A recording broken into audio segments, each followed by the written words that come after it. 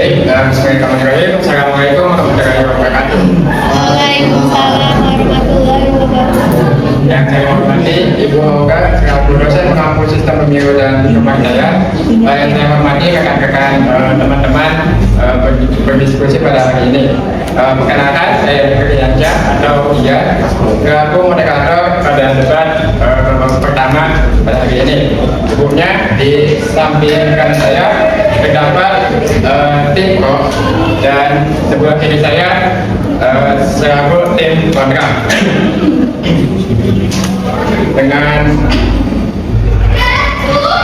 Dengan mosi pada babak pertama ini, yaitu perlukah penghapusan ambang batas parlemen atau parliamentary respon 4%. Baik, tanpa berlama-lama, silakan untuk tim terlebih dahulu untuk memulai awal statementnya. Assalamualaikum warahmatullahi wabarakatuh. Selamat siang. Yang pertama adalah kita pada sesi dosen mengaku mata kuliah pemilu dan kepartaian sekali dan sekalian. Kami dan sebelumnya izin memperkenalkan tim kami. Yang pertama, pembicara pertama itu saya sebagai ketua PNRI. Pembicara kedua adalah Kak Fabian. Pembicara ketiga adalah dia, dan pembicara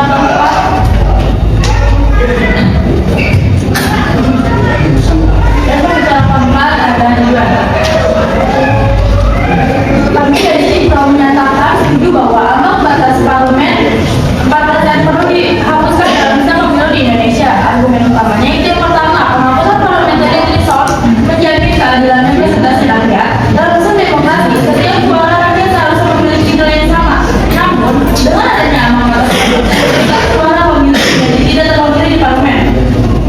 Karena partai yang mereka pilih tidak mencapai batas tersebut. Hal ini bertentangan dengan prinsip kedaulatan rakyat sebagaimana diatur dalam pasal 1 ayat 2 UUD 1945 yang menyatakan bahwa kedaulatan berada di tangan rakyat. Yang kedua, parliamentary threshold membatasi keberagaman politik. Indonesia adalah negara yang plural, baik dari segi budaya, agama maupun kepentingan publik. Dengan adanya ambang batas, partai-partai kecil yang mewakili kelompok minoritas menjadi sulit masuk parlemen. Padahal keberagaman suara sangat penting dalam demokrasi yang sehat.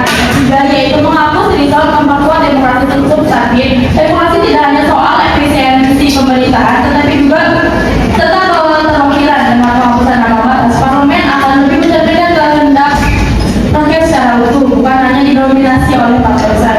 Sekian, terima kasih. Baik, terima kasih untuk tim pro telah menyampaikan presentasinya. Baik, lanjut kita ke tim kontra untuk menyampaikan presentasinya. Dipersilakan.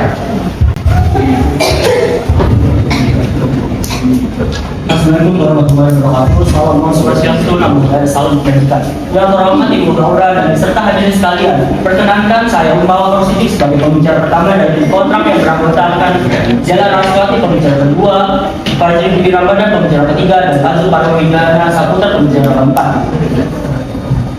Untuk menyampaikan pidato pembuka dalam debat hari ini dengan mosi perlukah penghapusan ambang batas parliamentary threshold 4%.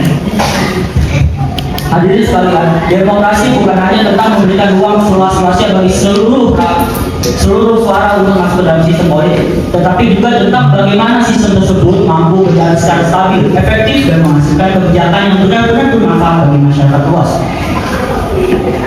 Dalam konteks inilah kita perlu memahami posisi ambang batas parlemen sebagai salah satu instrumen penting dalam menjaga keseimbangan tersebut. Pertama-tama, izinkan saya menjelaskan konteks dalam perdebatan ini. Ambang batas parlemen atau parliamentary threshold adalah batas minimal persentase suara nasional yang harus diperoleh oleh partai politik agar dapat memperoleh kursi di parlemen. Di Indonesia, ambang batas ini diterapkan sebesar 4%. Artinya, partai politik yang tidak mencapai 4% suara nasional tidak akan mendapatkan kursi di DPR, meskipun mereka tetap ikut dalam pemilu. Tujuan utama dari kebijakan ini bukan untuk membatasi demokrasi, melainkan untuk menyederhanakan sistem kepartean agar tidak terlalu terfragmentasi. Tanpa adanya ambang batas parlemen, berpotensi dipenuhi oleh terlalu banyak partai kecil dengan kepentingan yang beragam, yang justru dapat merumitkan proses legislasi dan pengambilan keputusan. Berdasarkan hal tersebut, kami dengan tegas menolak penghapusan ambang batas parlemen 4%. Sekian dan terima kasih. Baik, untuk selanjutnya silakan untuk masing-masing shift. Saya sangat menyangka, perlu diingat bahwa instruksi ini hanya masing-masing kelompok itu diberikan kesempatan hanya 2 instruksi saja. Silakan. Assalamualaikum warahmatullahi wabarakatuh. Yang terhormat dosen pengampu, lawan debat dan teman-teman sekalian. Saya sebagai pembicara kedua akan memperkuat argumen tim kami bahwa parliamentary threshold 4% perlu dihapus. Kenapa? Karena secara nyata telah merugikan demokrasi Indonesia. Pertama, mari kita lihat fakta konkretnya. Pada pemilu 2019 terdapat sekitar 139 juta suara sah nasional. Namun lebih dari 13 juta suara rakyat atau hampir 10% tidak terwakili di DPR. Karena partai yang memiliki pilih tidak lolos ambang batas sebanyak 4%. Artinya apa? Artinya 1 dari 10 pemilih Indonesia kehilangan hak representasinya di parlemen.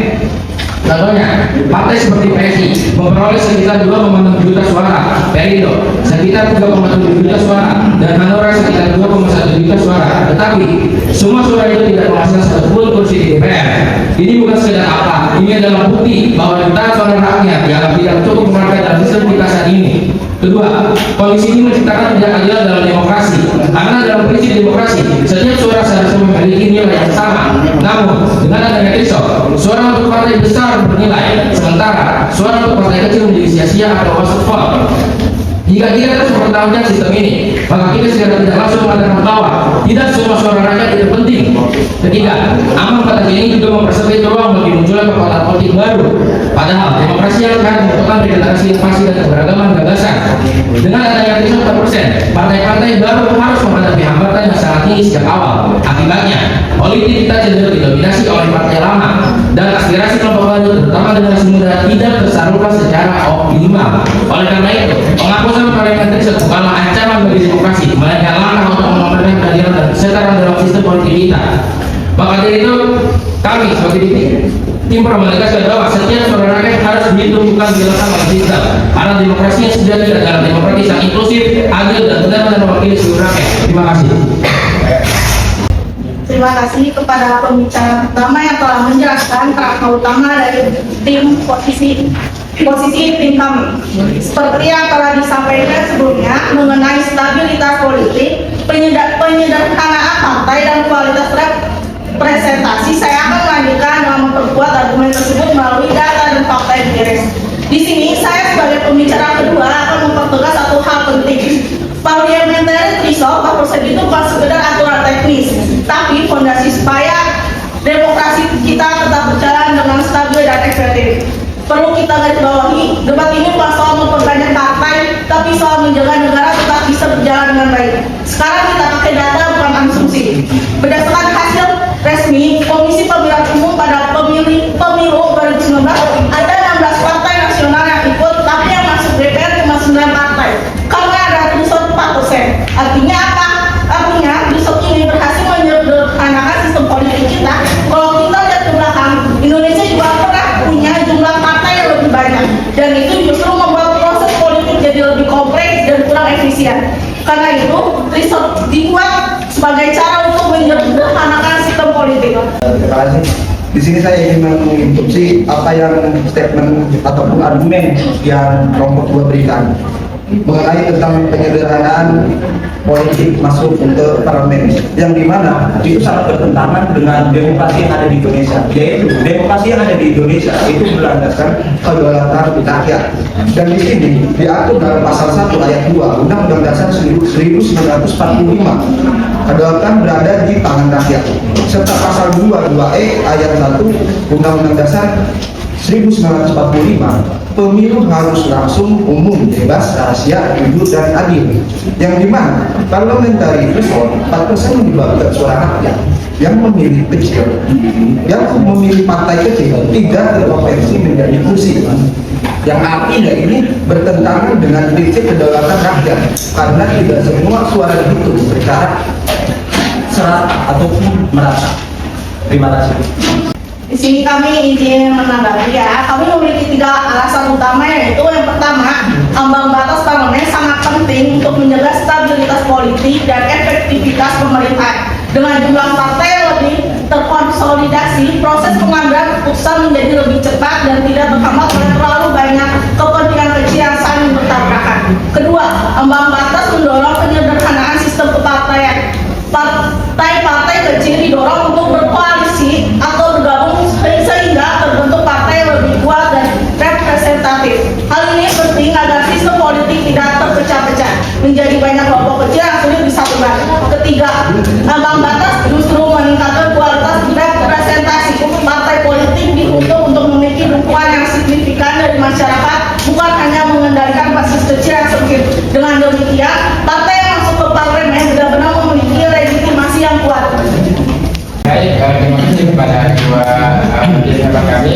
Lanjut ke itu, silakan masing-masing tim memberikan pertanyaan kepada tim lain, dan tim yang diajukan pertanyaan silakan untuk menjawab, dan waktunya 4 menit. Silakan.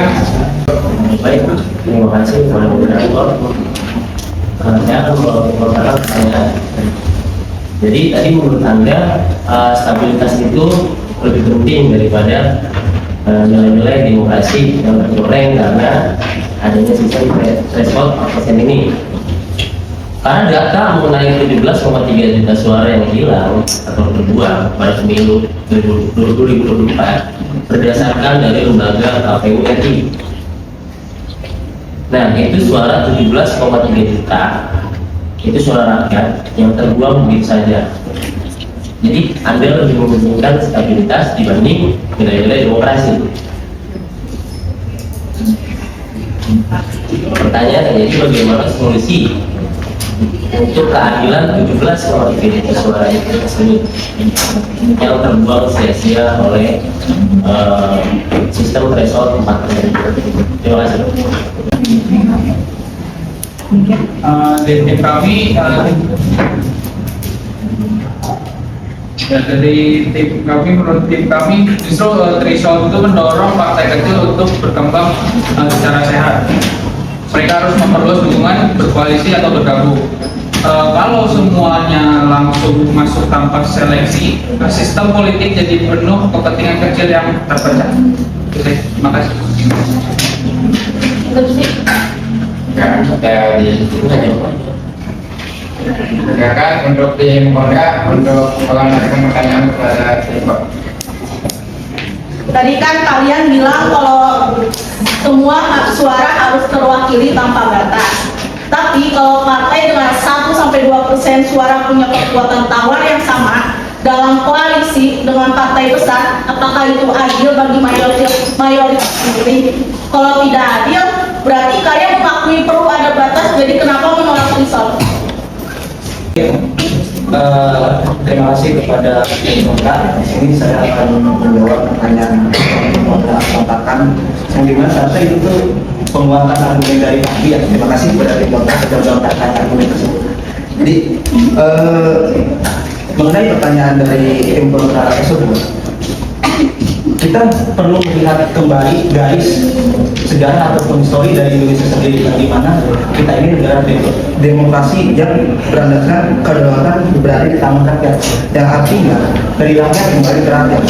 Seperti apa yang dikatakan oleh John Rousseau, yang dimana kedaulatan rakyat, jenderal dalam bersosial kontrak, Rousseau menegaskan kedaulatan ada di tangan rakyat secara keseluruhan, yang dimana threshold ini itu dia mendiskriminasikan suara-suara rakyat yang telah hilang. Terima kasih. Kepada kedua tim pada hari ini, kali ini silakan masing-masing untuk menunduk statement masing-masing. Dimulai dari tim terlebih dahulu. Waktu 2 menit. Durasi waktu yaitu 22 menit. Silakan. Ya.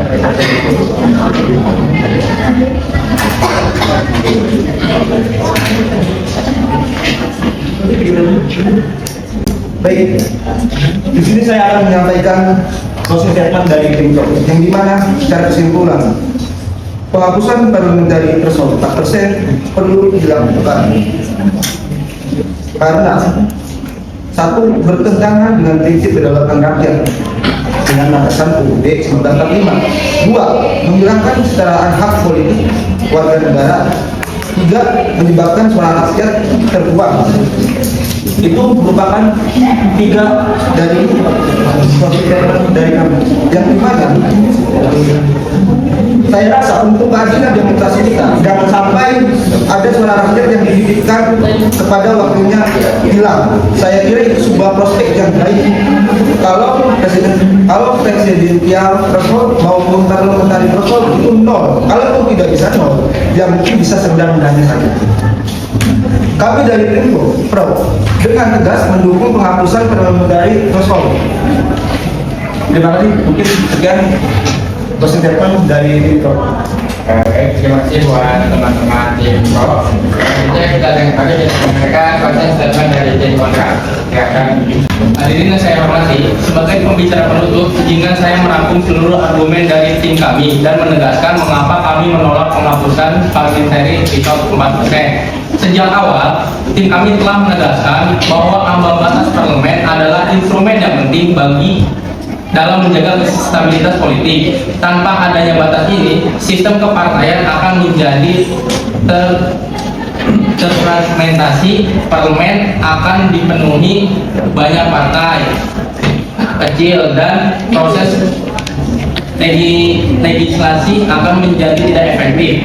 Kami juga telah menunjukkan bahwa ambang batas bukanlah bentuk perbatasan demokrasi, melainkan upaya untuk menyederhanakan sistem politik agar lebih efisien dan mampu menghasilkan pemerintahan yang kuat dan stabil. Sementara itu,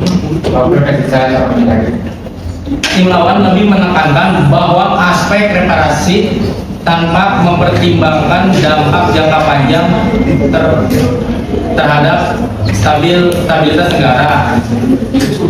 Sebagai penutup, kami menegaskan bahwa parliamentary threshold 4% masih sangat diperlukan untuk menjaga keseimbangan antara representasi dan stabilitas politik di Indonesia. Terima kasih.